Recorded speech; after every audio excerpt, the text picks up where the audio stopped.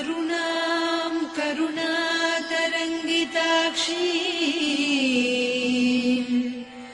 धृतपाशाङ्कुश पुष्पबाणचापाम् अणिमादिभिरावृतां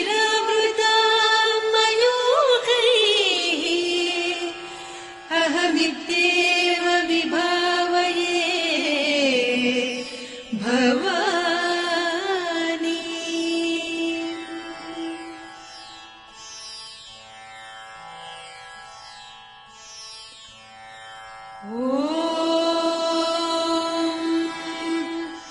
श्रीमाता श्रीमहाराज्ञी श्रीमत्सिंहासनेश्वरी चिदग्निकुण्डसम्भूता देवकार्यसमुद्यता उद्यद्भानुसहस्राभा चतुर्बाहुसमन्विता रागस्वरूपपासाढ्या क्रोधाकाराङ्कुशोज्ज्वला मनोरूपेक्षुकोदण्डा पञ्चतन्मात्रसायका निजारुणप्रभापूरमज्जद्ब्रह्माण्डमण्डला चम्पकाशोकपुन्नागसौगन्धिकरसत्कचा कुरुविन्दमणिश्रेणी कनत्कोटीरमण्डिता अष्टमी चन्द्रविभ्राजदलिकस्थलशोभिता मुखचन्द्रकळङ्काभमृगनाभिविशेषका वदनस्मरमाङ्गल्यगृहतोरणचिल्लिका वक्त्रलक्ष्मी परीवाहचलन्मीनाभलोचना नवचम्पकपुष्पाभनासा दण्डविराजिता ताराकान्तितिरस्कारिनासाभरणभासुरा कदम्बमञ्जरी क्लुप्तकर्णपूरमनोहरा ताटङ्कयुगलीभूततपनोडुपमण्डला पद्मरागशिरादर्श परिभाविकपोलभूः नवविद्रुमबिम्बश्रीन्यक्कारिरदनच्छदा शुद्धविद्याङ्कुराकार द्विजपङ्क्तिद्वयोज्ज्वला कर्पूरवीटिकामोदसमाकर्ष्य दिगन्तरा निजसल्लापमाधुर्य विनिर्भर्त्सितकच्छपि मन्दस्मितप्रभापूरमज्जत्कामेशमानसा अनाकलितसादृश्य चिबुकश्रीविराजिता कामेशबद्धमाङ्गल्यसूत्रशोभितकन्धरा कनकाङ्गदकेयूरकमनीय भुजान्विता रत्नग्रैवेयचिन्ताकलोलमुक्ता फलान्विता कामेश्वर प्रेमरत्नमणिप्रतिपणस्तनी नाभ्यालवालरोमाळिलता फलकुचत्वयी लक्ष्यरोमलताधारकासमुन्नेय मध्यमा स्तनभारदलन्मध्यपट्टबन्धवळित्रया अरुणारुणकौसुम्भवस्त्रभास्वत्कटीतटी रत्नकिङ्किणिकारम्यरसनादामभूषिता कामेशज्ञातसौभाग्यमार्दवोरुद्वयान्विता माणिक्यमकुटाकारजानुद्वयविराजिता इन्द्रगोपपरिक्षिप्तस्वरतूणाभजङ्घिका गूढगुल्फा कूर्मपृष्ठजयिष्णुप्रपदान्विता नखदीधिति सञ्छन्न नमज्जनतमो गुणा पदद्वयप्रभाजार पराकृतसरोरुहा सिञ्जानमणिमञ्जीरमण्डितश्रीपदाम्बुजा मराळीमन्दगमना महालावण्यसेवधिः सर्वारुणान्नवद्याङ्गी सर्वाभरणभूषिता शिवकामेश्वरां कस्था शिवा स्वाधीनवल्लभा सुमेरुशृङ्गमध्यस्था श्रीमन्नगरनायिका चिन्तामणिगृहान्तस्था पञ्चब्रह्मासनस्थिता महापद्माटवी संस्था कदम्बवनवासिनी सुधासागरमध्यस्था कामाक्षी कामदायिनी देवर्षिगणसङ्घाता स्तूयमानात्मवैभवा भण्डासुरवधोद्युक्तशक्तिसेना समन्विता सम्पत्करी समारूढ सिन्धुरव्रजसेविता अश्वारूढाधिष्ठिता स्वकोटिकोटिभिरावृता चक्रराजरथारूढ सर्वायुधपरिष्कृता गेयचक्ररथारूढ मन्त्रिणी परिसेविता किरिचक्ररथारूढ दण्डनाद पुरस्कृता ज्वालामालिनिकाक्षिप्तवह्निप्राकारमध्यगा भण्डसैन्यवधोद्युक्तशक्तिविक्रमहर्षिता नित्या पराक्रमाटोपनिरीक्षण समुत्सुका भण्डपुत्रवधोद्युक्त बाला विक्रमनन्दिता मन्त्रिण्यम्बा विरचित विषङ्गवधतोषिता विशुक्रप्राणहरण वाराही वीर्यनन्दिता कामेश्वर मुखालोककल्पित श्रीगणेश्वर महागणेश निर्भिन्न विघ्नयन्त्र प्रहर्षिता भण्डासुरेन्द्र निर्मुक्त शस्त्र प्रत्यस्त्रवर्षिणी कराङ्गुलिनखोत्पन्न नारायण दशाकृतिः महापाशुपतास्त्राग्नि निर्दग्धासुरसैनिका कामेश्वरास्त्र निर्दग्ध सभण्डासुरशून्यका ब्रह्मोपेन्द्र महेन्द्रादिदेव संस्तुत वैभवा हरनेत्राग्नि सन्दग्ध काम सञ्जीवनौषधिः श्रीमद्वाग्भवकूटैक स्वरूप मुख पङ्कजा कण्ठाधः कटिपर्यन्त मध्यकूट स्वरूपिणी शक्तिकूटैकतापन्न कट्यधोभागधारिणी मूलमन्त्रात्मिका मूलकूटत्रय कळेबरा कुलामृतैकरसिका कुलसङ्केतपालिनी कुलाङ्गना कुलान्तस्था कौलिनी कुलयोगिनी अकुला समयान्तस्था समयाचार तत्परा मूलाधारैकनिलया ब्रह्मग्रन्थि विभेदिनी मणिपूरान्तरुदिता विष्णुग्रन्थि विभेदिनी आज्ञाचक्रान्तराळस्था रुद्रग्रन्थि विभेदिनी सहस्राराम्बुजारूढा सुधासाराभिवर्षिणी तटिल्लता समरुचिः षट्चक्रोपरि संस्थिता महाशक्तिः कुण्डलिनी बिसतन्तुतनीयसी भवानी भावनागम्या भवारण्यकुठारिका भद्रप्रिया भद्रमूर्तिर्भक्त सौभाग्यदायिनी भक्तिप्रिया भक्तिगम्या भक्तिवस्या भयापहा शाम्भवी शारदाराध्या सर्वाणि सर्वदायिनी शाङ्करी श्रीकरी साध्वी शरच्चन्द्रनिभानना शातोदरी शान्तिमती निराधारा निरञ्जना निर्लेपा निर्मला नित्या निराकारा निराकुला निर्गुणा निष्कला शान्ता निष्कामा निरुपप्लवा नित्यमुक्ता निर्विकारा निष्प्रपञ्चा निराश्रया नित्यशुद्धा नित्यबुद्धा निरवद्या निरन्तरा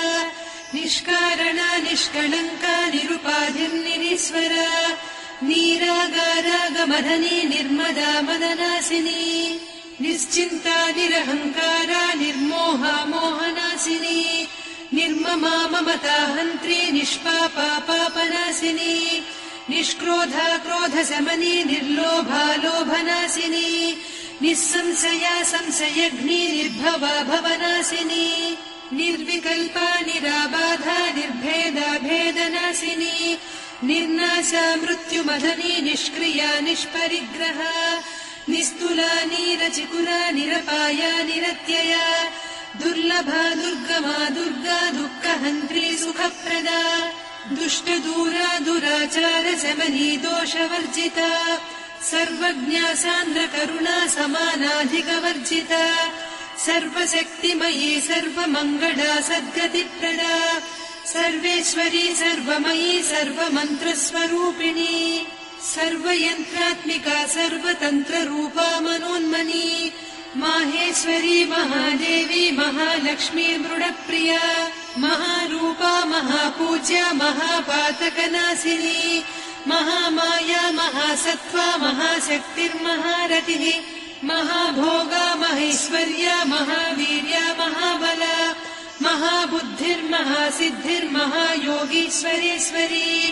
महातन्त्रा महामन्त्रा महायन्त्रा महासना महायागक्रमाराध्या महाभैरवपूजिता महेश्वर महाकल्प महाताण्डव साक्षिणी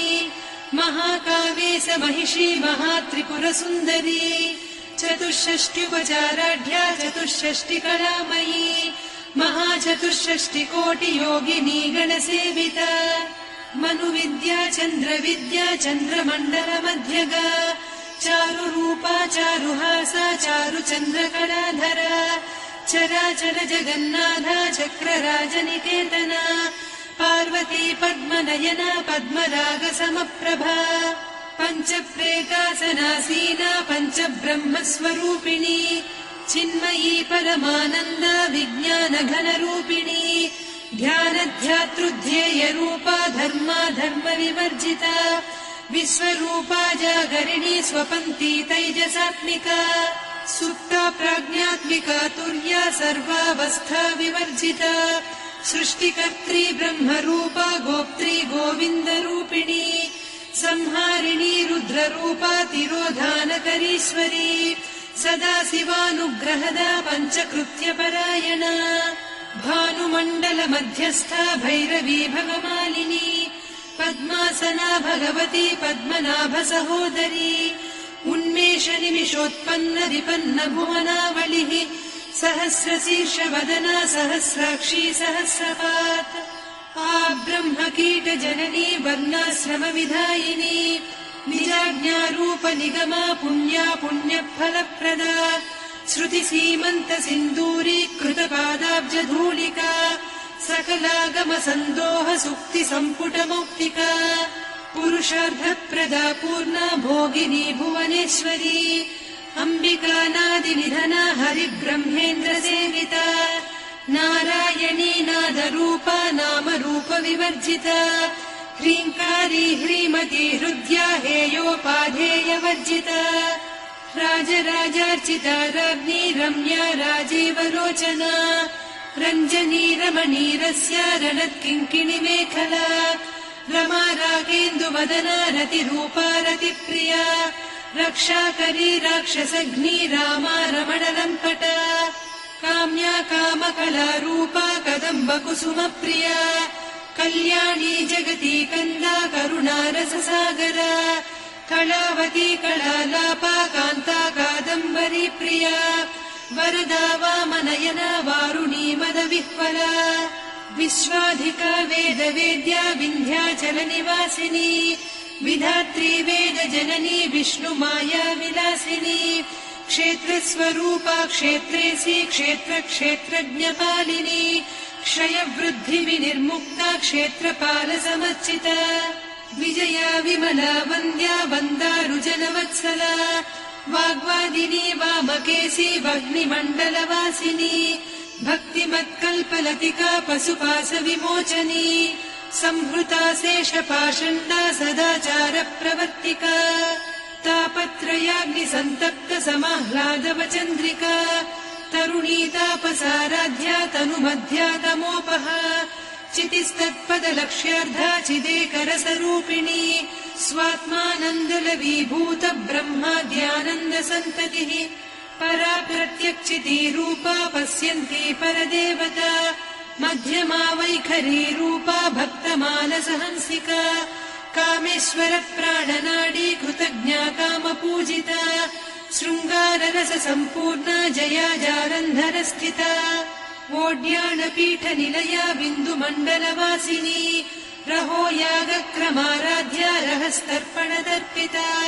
सद्यप्रसादिनी विश्वसाक्षिणी साक्षिवर्जिता षडङ्गदेवता युक्ता षड्गुण्यपरिपूरिता नित्यक्लिन्ना निरुपमा निर्वाणसुखदायिनी नित्या षोडशिका रूपा श्रीकण्ठार्धशरीरिणी प्रभावती प्रभारूपा प्रसिद्धा परमेश्वरी मूलप्रकृतिरव्यक्ता व्यक्ता व्यक्तस्वरूपिणी व्यापिनी विविधाकारा विद्या विद्यास्वरूपिणी महाकामेश नयन कुमुदाह्लादकौमुदी भक्तहार्दतमो भेद भानुमद्भानुसन्ततिः शिवदूती शिवाराध्या शिवमूर्तिः शिवङ्करी शिवप्रिया शिवपरा शिष्टेष्टा शिष्टपूजिता अप्रमेया स्वप्रकाशा मनोवाचामगोचरा चिच्चक्तिश्चेतना रूपा जडशक्तिर्जडात्मिका गायत्री व्याहृतिः सन्ध्या द्विजबृन्दनिषेविता तत्त्वासना तत्त्वमयी पञ्चकोशान्तरस्थिता निस्सीममहिमा नित्य यौवना मदशालिनी मदघूर्णितरक्ताक्षी मदपाटलगण्डभूः चन्दनद्रवदिग्धाङ्गी चाम्पेय कुसुमप्रिया कुशला कोमलाकारा कुरुकुळ्ळा कुलेश्वरी कुलकुण्डालया कौलमार्गतत्परसेविता कुमारगणनाथाम्बा तुष्टिः पुष्टिर्मतिर्धृतिः शान्तिः स्वस्तिमती कान्तिर्नन्दिनी विघ्ननाशिनी तेजोवती त्रिनयना लोलाक्षी कामरूपिणी मालिनी हंसिनी माता मलयाचलनिवासिनी सुमुखी नलिनी शुभ्रुः शोभना सुरनायिका कालकण्ठी कान्तिमती क्षोभिणी सूक्ष्मरूपिणी वज्रेश्वरी वामदेवी वयोवस्था विवर्जिता सिद्धेश्वरी सिद्धविद्या सिद्धमाता यशस्विनी विशुद्धचक्रनिलया रक्तवर्णा त्रिलोचना खट्वाङ्गादिप्रहरणा वदनैकसमन्विता पायसान्नप्रिया त्वक्स्था पशुलोकभयङ्करी अमृतादिमहाशक्ति संवृता डाकिनीश्वरी अनाहताब्जनिलया श्यामा भावदनद्वया दंश्रोज्ज्वलाक्षमालादिधरा रुधिरसंस्थिता कालरात्र्यादिशक्त्योघवृता स्निग्धौदनप्रिया महावीरेन्द्रवरदा राकिन्यम्बा स्वरूपिणी मणिपूराब्जनिलया वदनत्रय संयुता वज्रादिकायुधोपेता डामर्यादिभिरावृता रक्तवर्णा मांसनिष्ठा गुडान्न प्रीतमानसा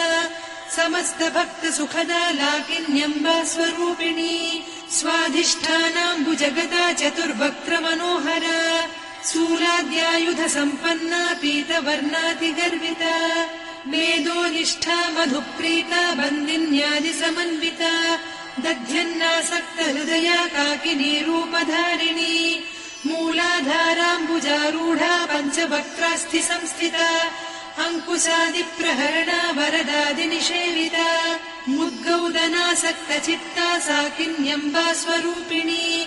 आज्ञाचक्राब्जनिलया शुक्लवर्णा षडानना मज्जा संस्था हंसवती मुख्यशक्तिसमन्विता हरिद्रान्नैकरसिका हाकिनी रूपधारिणी सहस्रदल पद्मस्था सर्ववर्णोपशोभिता सर्वायुधधरा शुक्लसंस्थिता सर्वतोमुखी सर्वौदनप्रीतचित्ता याकिन्यम्बा स्वरूपिणी स्वाहा स्वधामतिर्मेधा श्रुतिस्मृतिरनुत्तमा पुण्यकीर्तिः पुण्यलब्धा पुण्यश्रवणकीर्तना पुलोमजार्चिता बन्धमोचनी बन्धुरालका विमर्शरूपिणी विद्या वियदादिजगत्प्रसूः सर्वव्याधिप्रशमनी सर्वमृत्युनिवारिणी अग्रगण्या चिन्त्यरूपा कलिकल्मषनाशिनी कात्यायिनी कालहन्त्री कमलाक्षनिषेविता ताम्बूलपूरितमुखी दाडिमी कुसुमप्रभा मृगाक्षी मोहिनी मुख्या मृडानी मित्ररूपिणी नित्यतृप्ता भक्तनिधिर्नियन्त्री निखिलेश्वरी मैत्र्यादिवासना लभ्या महाप्रलयसाक्षिणी पराशक्तिः परानिष्ठा प्रज्ञानघनरूपिणी माध्वीपानालसामत्ता मातृका वर्णरूपिणी महाकैलासनिलया मृणालमृदुदोर्लता महनीया दया मूर्तिर्महासाम्राज्यशालिनी आत्मविद्या महाविद्या श्रीविद्या कामसेविता श्रीषोडशाक्षरी विद्या त्रिकूटा कामकोटिका कटाक्षकिङ्करी भूतकमला कोटिसेविता शिरस्थिता चन्द्रनिभा पालस्थेन्द्रधनुप्रभा हृदयस्था रविप्रख्या त्रिकोणान्तरदीपिका दाक्षायणी दैत्यहन्त्री दक्षयज्ञविनाशिनी दरान्दोलित दीर्घाक्षी दरहासोज्ज्वलन्मुखी गुरुमूर्तिर्गुणनिधिर्गोमाता गुहजन्मभूः देवेशी दण्डनीतिस्था दहराकाशरूपिणी प्रतिपन्मुख्यराकान्ता तिथिमण्डलपूजिता कलात्मिका कलानाधा काव्यालापविनोदिनी सचामररमावाणी सव्यदक्षिणसेविता आदिशक्तिरमेयात्मा परमा पावनाकृतिः अनेककोटिब्रह्माण्ड जननी दिव्यविग्रह क्लीङ्कारी केवला गुह्या कैवल्यपददायिनी त्रिपुरा त्रिजगद्वन्द्या त्रिमूर्तिस्त्रिदशेश्वरी त्र्यक्षरी दिव्यगन्धाढ्या सिन्दूरतिलकाञ्चिता उमा शैलेन्द्रतनया गौरी गन्धर्वसेविता विश्वगर्भा स्वर्णगर्भा वरदा वागधीश्वरी ध्यानगम्या परिच्छेद्या ज्ञानदा ज्ञानविग्रहा सर्ववेदान्तसंवेद्या सत्यानन्दस्वरूपिणी लोपामुद्रार्चिता लीला क्लुप्तब्रह्माण्डमण्डला अदृश्यादृश्यरहिता विज्ञात्री वेद्यवर्जिता योगिनी योगदा योग्या योगानन्दा युगन्धरा इच्छाशक्ति ज्ञानशक्ति क्रियाशक्ति स्वरूपिणी सर्वाधारा सुप्रतिष्ठा सदसद्रूपधारिणी अष्टमूर्तिरजा जैत्री लोकयात्रा विधायिनी एकाकिनी भूमरूपा निर्द्वैता द्वैतवर्जिता अन्नदा वसुधा वृद्धा ब्रह्मात्मैक्यस्वरूपिणी बृहती ब्राह्मणी ब्राह्मी ब्रह्मानन्दा बलिप्रिया भाषारूपा बृहत्सेना भावा भावविवर्जिता सुखाराध्या शुभकरी शोभना सुलभा गतिः राजराजेश्वरी राज्यदायिनी राज्यवल्लभा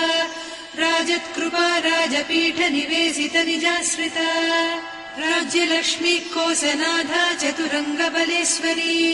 साम्राज्यदायिनी सत्यसन्धा सागरमेखला दीक्षिता दैत्यशमनी सर्वलोकवशङ्करी सर्वार्धदात्री सावित्री सच्चिदानन्दरूपिणी देशकाला परिच्छिन्ना सर्वगा सर्वमोहिनी सरस्वती शास्त्रमयी गुहाम्बा गुह्यरूपिणी सर्वोपाधिविनिर्मुक्ता सदा शिवपतिव्रता सम्प्रदायेश्वरी साध्वी गुरुमण्डलरूपिणी कुलोत्तीर्णा भगाराध्या माया मधुमतीमही गणाम्बा गुह्यकाराध्या कोमलाङ्गी गुरुप्रिया स्वतन्त्रा सर्वतन्त्रेसी दक्षिणामूर्तिरूपिणी सनकादिसमाराध्या शिवज्ञानप्रदायिनी चित्कलानन्दकलिका प्रेमरूपा प्रियङ्करी नामपारायणप्रीता नन्दिविद्या नटेश्वरी मिथ्या जगदधिष्ठाना मुक्तिदा मुक्तिरूपिणी लास्यप्रिया लयकरी लज्जारम्भादिवन्दिता भवदा वसुधा वृष्टिः पापारण्यदवानला दौर्भाग्यतूलवातूला जराध्वान्तरविप्रभा भाग्याब्धिचन्द्रिका भक्तचित्तकेकि घना घना रोगपर्वतदम्भोळिर्मृत्युदारुकुठारिका महेश्वरी महाकाली महाग्रासा महासना अपर्णा चण्डिका चण्डमुण्डा सुरनिषूदिनी क्षराक्षरात्मिका सर्वलोकेशी विश्वधारिणी त्रिवर्गधात्री सुभगा त्र्यम्बका त्रिगुणात्मिका स्वर्गापवर्गदा शुद्धा जपा पुष्पनिभाकृतिः ओजोवती द्युतिधरा यज्ञरूपा प्रियव्रता दुराराध्या दुरादर्शा पाटली कुसुमप्रिया महती मेरुनिलया मन्दारकुसुमप्रिया वीराराध्या विराड्रूपा विरजा विश्वतोमुखी प्रत्यग्रूपा पराकाशा प्राणदा प्राणरूपिणी मार्ताण्डभैरवाराध्या मन्त्रिणीन्यस्तराज्यधूः त्रिपुरेशी जयत्सेना निस्त्रैगुण्या परापरा सत्यज्ञानानन्दरूपा सामरस्य परायणा कपर्दिनी कलामाला कामधुक्कामरूपिणी कलानिधिकाव्यकला रसज्ञा रससेवतिः पुष्टा पुरातना पूज्या पुष्करा पुष्करेक्षणा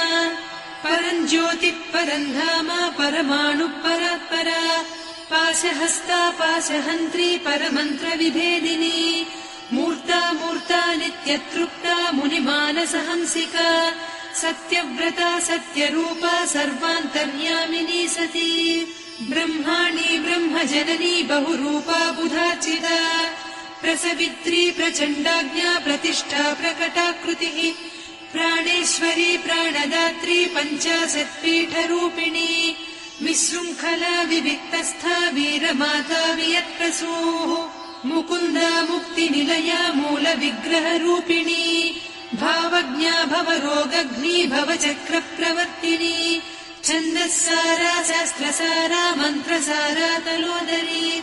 उदारकीर्तिरुद्दाम वैभवा वर्णरूपिणी जन्म मृत्युजरा तप्त जन विश्रान्तिदायिनी सर्वोपनिषदुद्घुष्टा सान्त्यतीत कलात्मिका गम्भीरा गगनान्तस्था गर्विता गानलोलुपा कल्पनारहिता काष्ठा कान्ता कान्तार्धविग्रहा कार्यकारण निर्मुक्ता कामकेळीतरङ्गिता कनत्कनकताटङ्का लीला विग्रहधारिणी अजाक्षय विनिर्मुक्ता मुग्धा क्षिप्रप्रसादिनी अन्तर्मुख समाराध्या बहिर्मुख सुदुर्लभा त्रया त्रिवर्गनिलया त्रिस्था त्रिपुरमालिनी निरामया निरालम्बा स्वात्मा रामा सुधा श्रुतिः संसारपङ्क निर्मग्न समुद्धरण पण्डिता यज्ञप्रिया यज्ञकर्त्री यजमानस्वरूपिणी धर्माधारा धनाध्यक्षा धनधान्य विवर्धिनी विप्रप्रिया विप्ररूपा विश्वभ्रमणकारिणी विश्वग्रासा विद्रुमाभा वैष्णवी विष्णुरूपिणी अयोनिर्योनिनिलया कूटस्था कुलरूपिणी वीरगोष्ठिप्रिया वीरा नैष्कर्म्यानादरूपिणी विज्ञानकलना कल्या विदग्धा वैन्दवासना तत्त्वाधिका तत्त्वमयी तत्त्वमर्धस्वरूपिणी सामगानप्रिया सौम्या सदा शिवकुटुम्बिनी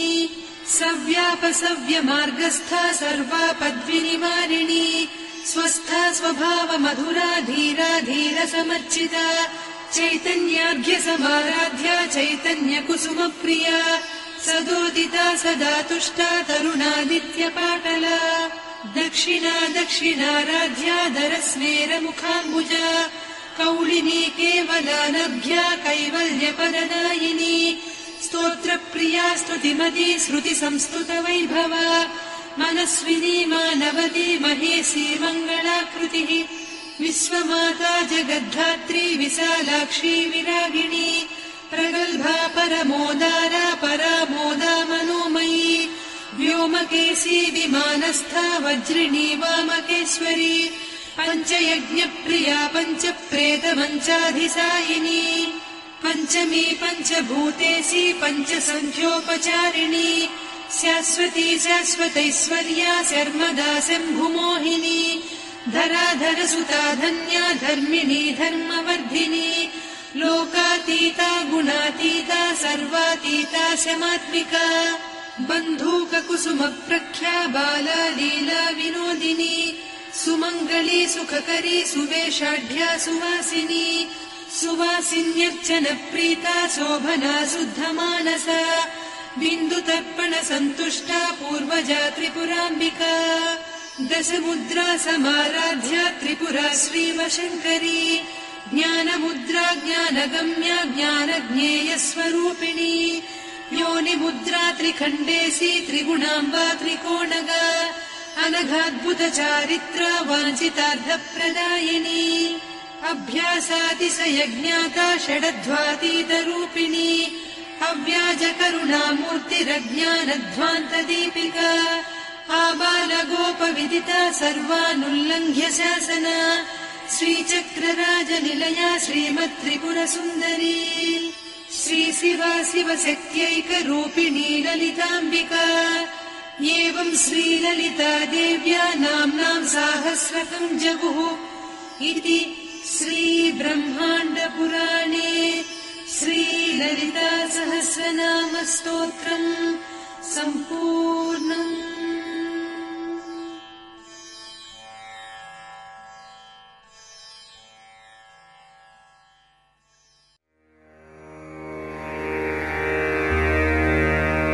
अथ उत्तरपीठिका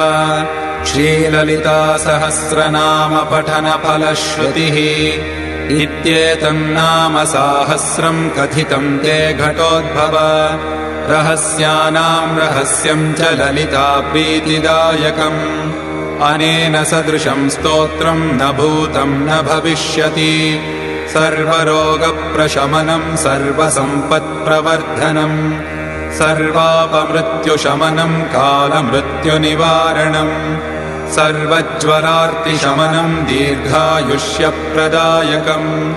पुत्रप्रदम् अपुत्राणाम् पुरुषार्थप्रदायकम् इदं विशेषात् श्रीदेव्या स्तोत्रम् प्रीतिविधायकम् जपे नित्यम् प्रयत्नेन ललितोपास्ति तत्परः प्रातः स्नात्वा विधानेन सन्ध्याकर्म समाप्य च पूजागृहम् ततो गत्वा चक्रराजम् समर्चयेत् विद्याम् जपेत् सहस्रम् वा 300 वा रहस्यनाम साहस्रमिदम् पश्चात् पठेन्नरः जन्म मध्ये सकृच्चापि य एतत्पठते सुधी तस्य पुण्यफलम् वक्ष्ये शृणुत्वम् कुम्भसम्भव गङ्गादि सर्वतीर्थेषु यस्नायात् कोटिजन्मसु कोटिलिङ्गप्रतिष्ठाम् च यः कुर्यादविमुक्तके कुरुक्षेत्रे तु यो दद्यात् कोटिवारम् रविग्रहे कोटिम् सौवर्णभाराणाम् श्रोत्रियेषु द्विजन्मसु यः कोटिम् हयमेधानाम् आहरेद्गाङ्गरोधसी आचरेत् कूपकोटीर्यो निर्जले मरुभूतले दुर्भिक्षे यः प्रतिदिनम् कोटिब्राह्मणभोजनम् श्रद्धया परया कुर्यात् सहस्रपरिवत्सरान् तत्पुण्यकोटिगुणितम् भवेत् पुण्यमनुत्तमम् रहस्यनाम साहस्रे नाम्नोऽप्येकस्य कीर्तनात् रहस्यनाम साहस्रे नामैकमपि यः पठेत् तस्य पापानि नश्यन्ति महान्त्यपि न संशयः नित्यकर्माननुष्ठानान् निषिद्धकरणादपि यत्पापम् जायते पुंसाम् तत्सर्वम् नश्यति ध्रुवम् बहुनात्र किमुक्तेन शृणुत्वम् कुम्भसम्भव अत्रैकनाम्नो या शक्तिः पातकानाम् निवर्तने तन्निवर्त्यमघम् कर्तुम् नालम् लोकाश्चतुर्दश यस्त्यक्त्वा नाम साहस्रम् पापहानिमभीप्सति स हि शीतनिवृत्त्यर्थम् हिमशैलम् निषेवते भक्तो यः कीर्तयेन्नित्यमिदम् नाम सहस्रकम् तस्मै श्रीललितादेवी प्रीताभीष्टम् प्रयच्छति अकीर्तयन्निदम् स्तोत्रम् कथम् भक्तो भविष्यति नित्यम् सङ्कीर्तनाशक्तः कीर्तयेत् पुण्यवासरे सङ्क्रान्तौ विषुवे चैव स्वजन्मत्रितये यने नवम्याम् वा चतुर्दश्याम् सितायाम् शुक्रवासरे कीर्तयेम् नाम साहस्रम् पौर्णमास्याम् विशेषतः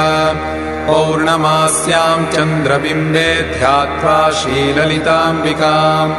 पञ्चोपचारैः सम्पूज्य पठेन्नाम सहस्रकम् सर्वे रोगाः प्रणश्यन्ति दीर्घायुष्यम् च विन्दति अयमायुष्करो नाम प्रयोगः कल्पचोदितः ज्वरार्तम् शिरसि स्पृष्ट्वा पठेन्नाम सहस्रकम् तत्क्षणात् प्रशमम् याति शिरस्तोदो ज्वरोऽपि च सर्वव्याधिनिवृत्त्यर्थम् स्पृष्ट्वा भस्म जपेदिदम् तद्भस्मधारणादेव नश्यन्ति व्याधयक्षणात् जलम् सम्मन्त्र्य कुम्भस्थम् नाम साहस्रतो मुने अभिषिञ्चेत् ग्रहग्रस्तान् ग्रहा नश्यन्ति तत्क्षणात् सुधासागरमध्यस्थाम् ध्यात्वा श्रीललिताम्बिकाम् यः पठेन्नाम साहस्रम् विषम् तस्य विनश्यति वन्ध्यानाम् पुत्रलाभाय नाम साहस्रमन्त्रितम् नवनीतम् प्रदद्यात्तु पुत्रलाभो भवेद्ध्रुवम् देव्याः पाशेन सम्बद्धामाकृष्टामङ्कुशेन च ध्यात्वा भीष्टाम् स्त्रियम् रात्रौ जपेन्नाम सहस्रकम् आयाति स्वसमीपम् सा यद्यप्यन्तः पुरम् गता राजाकर्षणकामश्चेद्राजा वसति दिङ्मुखः त्रिरात्रम् यः पठेदेतत् श्रीदेवी ध्यानतत्परः स राजा पारवश्येन तुरङ्गम् वा मतङ्गजम् आरुह्यायाति निकटम् दासवत् प्रणिपत्य च तस्मै राज्यम् च कोशम् च ददात्येव वशङ्गतः रहस्यनाम साहस्रम् यः कीर्तयति नित्यशः तन्मुखालोकमात्रेण मुह्येल्लोकत्रयम् मुने यस्त्विदम् नाम साहस्रम् सकृत् पठति भक्तिमान् तस्य ये शत्रवस्तेषाम् निहन्ता शरभेश्वरः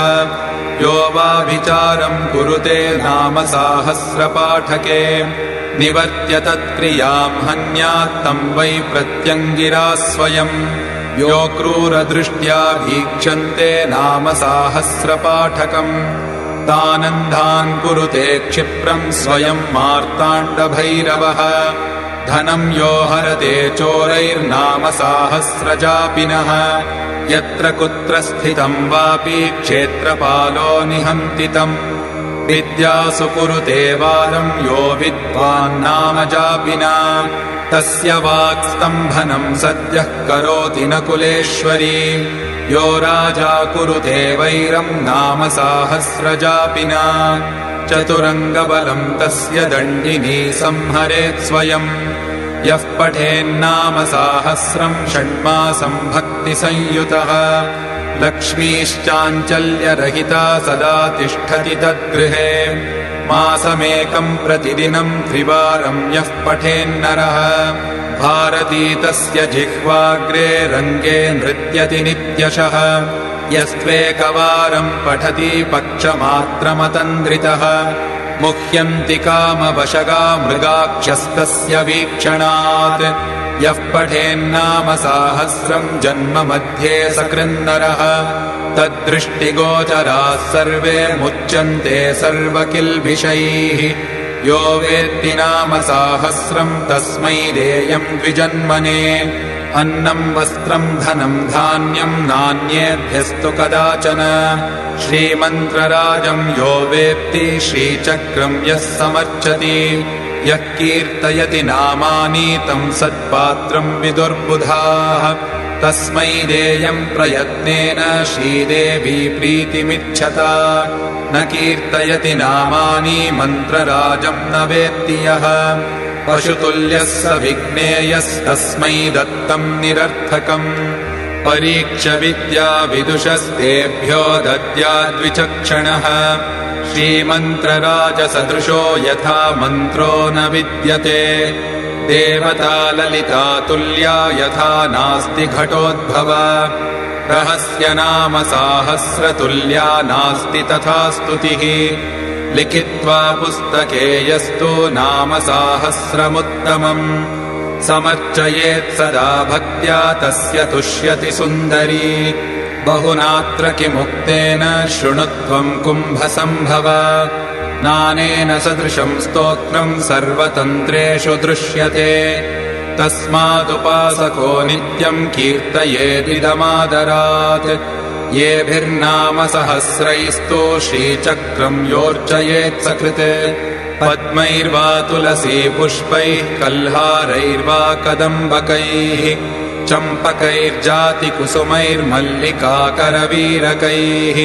उत्पलैर्बिल्वपत्रैर्वा कुन्दकेसरपाटलैः